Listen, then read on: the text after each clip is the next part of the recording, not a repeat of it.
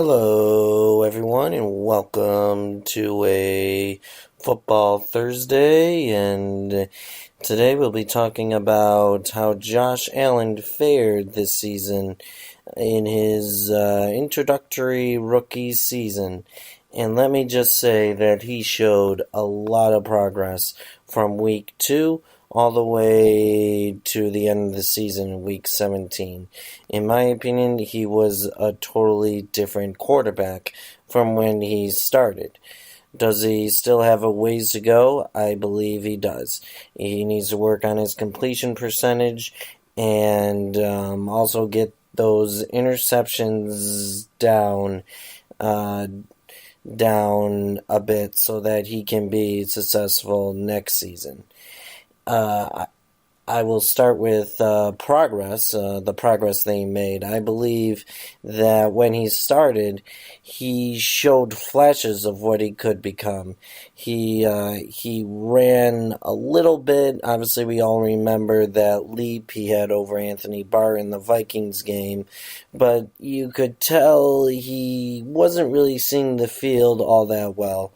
I believe when these strong-arm quarterbacks get to the NFL, they think they can just lob it over a defender's head for the touchdown like they did in college. And that's not usually the case. Obviously, people in the NFL are a lot faster. The defensive backs will react to the ball a lot quicker, and that is an adjustment that a lot of these strong-arm quarterbacks have to make. Some of them don't make it, like what we remember from Jamarcus Russell, but others do or will. Joe Flacco was the same way. Although he's on the outs in Baltimore, he still had a pretty good career, especially the start of his career, and he was one of those big, strong quarterbacks. So that's what I saw in him before he got the injury against Houston, where he really wasn't seeing the field. Obviously, he didn't have the protection that we all wanted, and he, he just wasn't seeing the field. He did make mistakes. He did not throw to the middle of the field all that much.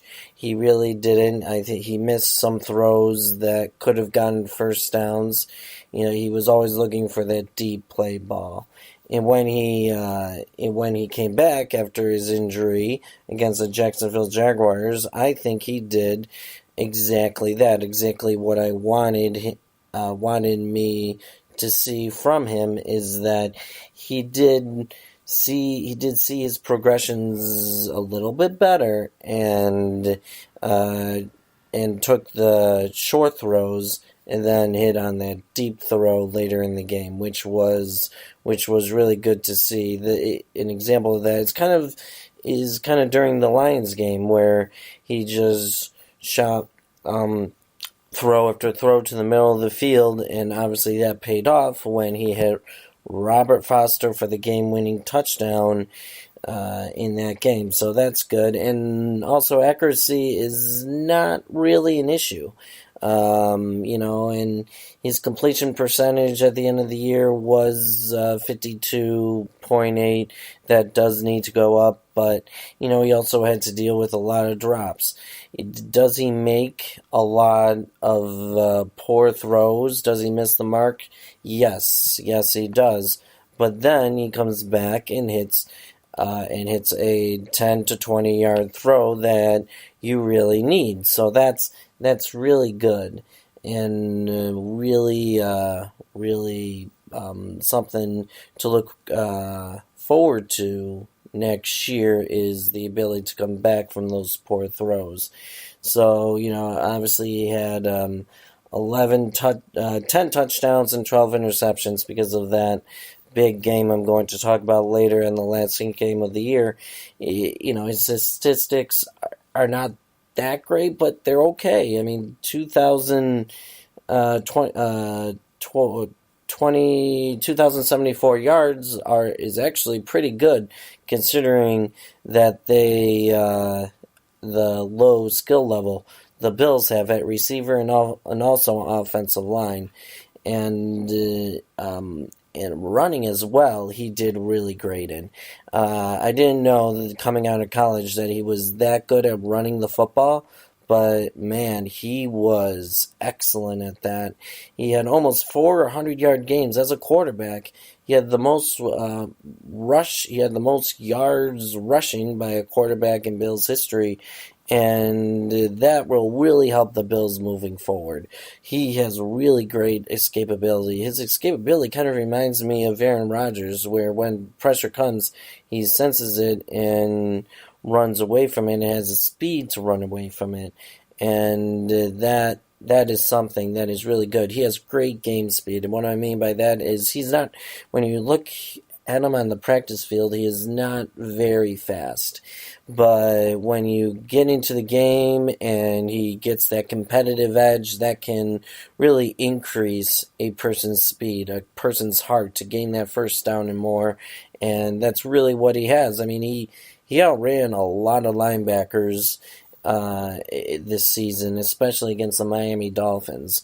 And, obviously outran Kiko Alonso. We all know what happened with that in the last game of the year. But, yeah, he has just great game speed, and that is something that I'm very excited for heading into next season. The one area of improvement I would say he needs to improve on is interceptions. Those interceptions has to go down. He has 5. He has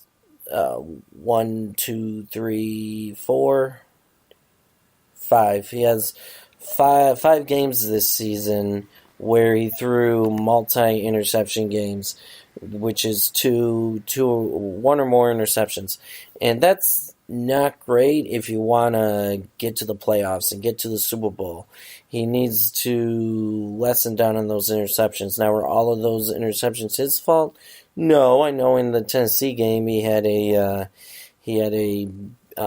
pass that should have been a catch, but Andre Holmes didn't catch it, and it fell into a Tennessee Titans defender. That wasn't his fault, but he does need to be more careful of the football next season in order for the Bills to win games next season. And also he had a 5-6 record as well, and which is not a bad record if you really think about it. I mean, the Bills only won one game when he was injured, and they managed to win 5 games when he started. So that's pretty good. That shows you that he's making a difference on the team. In my opinion, he was the Bills' best offensive weapon this season, which is great to see because that's what the Bills really need from a quarterback they traded up to get in the NFL draft. So overall, I think there's something to be excited for in Josh Allen. You can kind of see, especially in the first Miami game and on, that the game slowed down a bit for him. You kind of thought that he could really make a play on every possession that he had. And I think really the future is bright next season. I truly believe the Bills need to get better receivers. Obviously, they have Robert Foster, Zay Jones, and Isaiah McKenzie. But I think if they really want to win, they'll get a couple receivers in free agency and more playmakers in the draft. And better protection, and I think this kid can really be something. I truly believe that, and I haven't believed that for a super long time. Obviously, it's been a long time since the Bills have had a elite quarterback and even a above average quarterback, and I think they really have that right now. I truly believe that the Bills can win with Josh Allen. I have not said that about J.P. Lossman, about Trent Edwards, about Ryan Fitzpatrick, and the list goes on and on and on. I have not said that at all about them. And the fact that I'm saying about Josh Allen right now, is something that is great. He had a great end to the season. I mean, 5 touchdowns, 5 of the 6 touchdowns the Bills scored against the Dolphins was all on him, which is incredible. So if he can take that next step, next season and truly help the Bills get back to the playoffs and show that he can have a solid, successful second season, the Bills can go somewhere with Josh Allen, somewhere that they haven't been to in 20, 30 years. So that's really what my review of Josh Allen is. He's not as bad as what people thought coming out of college, and if he continues his growth that we've seen him go on, I think he can have a breakout year next year and be really, really something. So that's it. I will review the Bills' defense next, and also review the wild card weekend games as well over the next 2 podcasts I do. So that is it, and go Bills.